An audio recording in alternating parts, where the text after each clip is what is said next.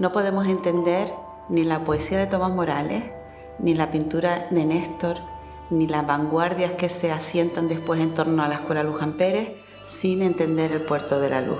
Los comerciantes van a traer la modernidad más absoluta, que a principios del siglo XX era el Art Nouveau o el modernismo. La obra de Néstor está siempre remitiéndonos al Arts and Crafts.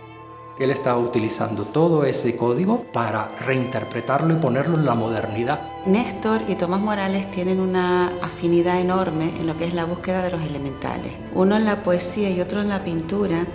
El poema del mar, que sería en el caso de Tomás Morales Las rosas de Hércules. Muchos de esos lienzos se pintaron aquí en Gran Canaria. De hecho, en su estudio en la playa de las Canteras, él toma del natural, dibuja del natural esos peces para captar el color, para captar la luz. Lo que ocurrió en Canarias fue extraordinario desde el punto de vista de la eclosión que supuso Miguel Martín Fernández y su aceptación por parte de la sociedad completa, ¿no? Esto tiene mucho que ver, por supuesto, con su familia y con sus viajes, ¿no? Con su hermano Néstor, con sus conexiones internacionales.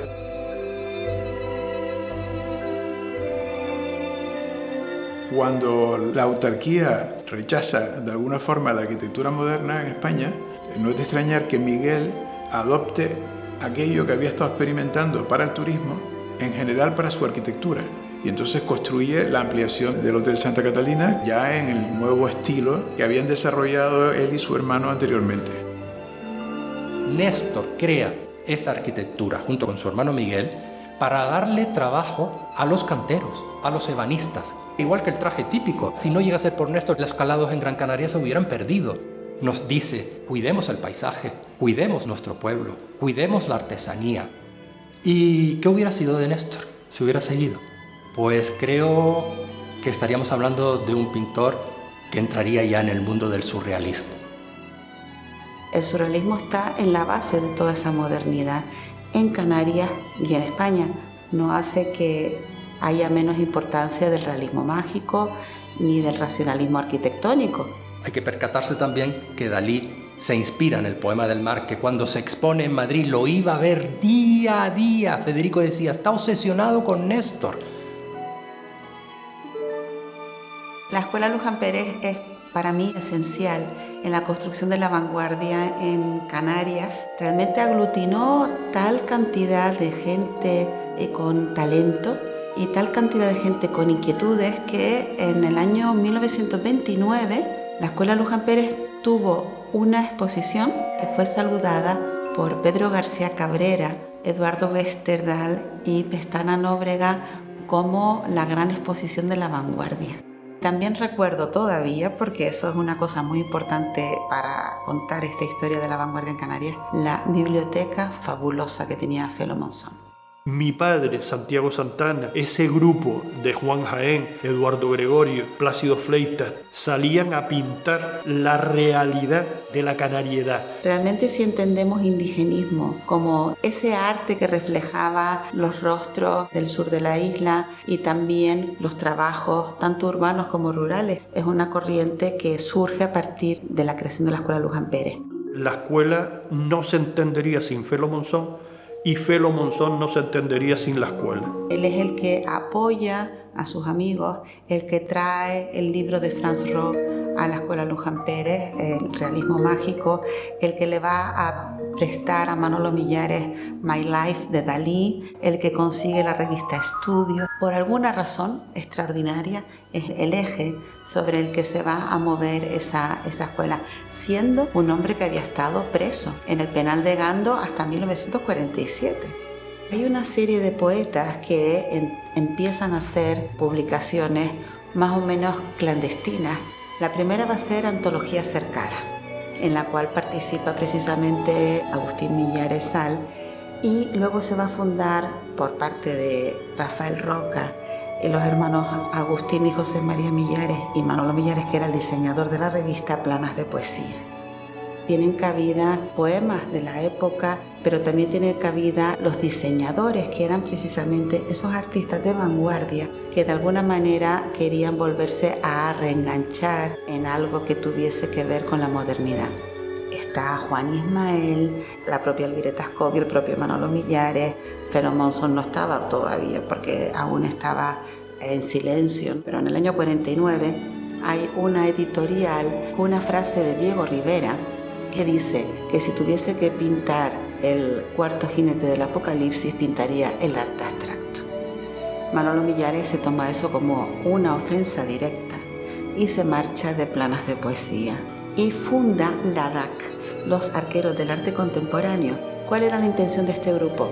Hacer un arte que rompiese con ese arte clásico, con ese arte tradicional que a estos jóvenes artistas los asfixiaba completamente.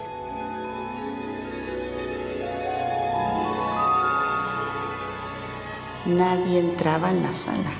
La gente se asomaba a la puerta y cuando veía aquella obra tan moderna se daba media vuelta y se marchaba. Eso hace que en un momento determinado estos jóvenes artistas, junto con Martín Chirino y Alejandro Reino, decidan marcharse a Madrid en busca de nuevos horizontes.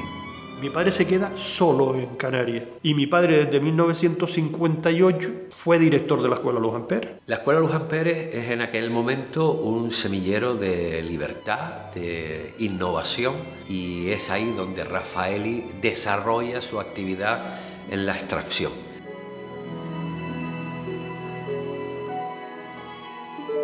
Esa agrupación de artistas lleva en 1961 a la creación del Grupo Espacio, cofundada por Felo Monzón y por Raffaelli. A este grupo se unen Lola Massieu, Pino Ojeda y Francisco Lescano, todos con un mismo interés y con una idea común que es el arte abstracto.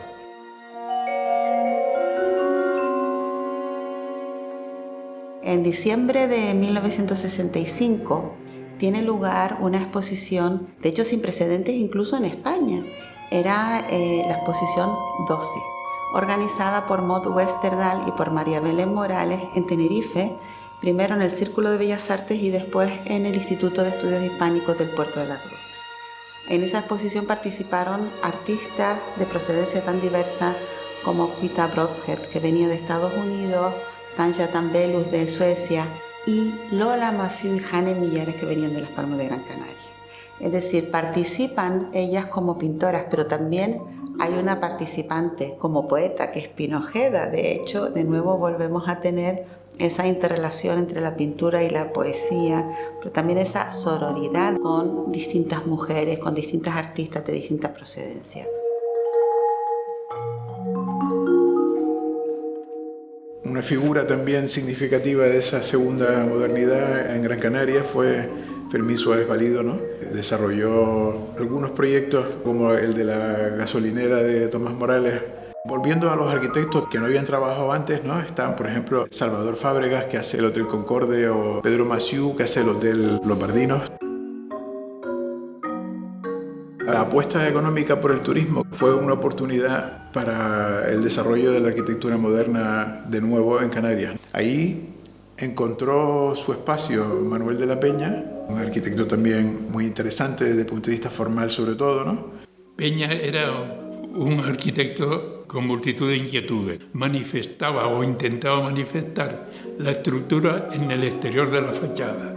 Cuando hace el hotel Las Palmeras, tú ves aquello y es un fondo blanco remarcado con los pilares en negro, con las vigas en negro.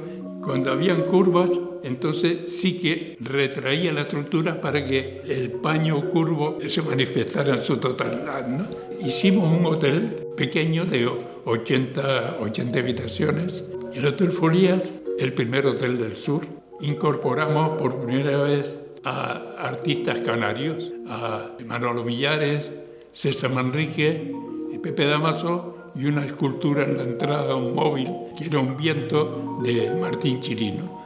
La idea de surgir con una novedad, con una mirada a lo que podía ser la vanguardia es propia solamente de gente heroica. Yo creo que eran héroes.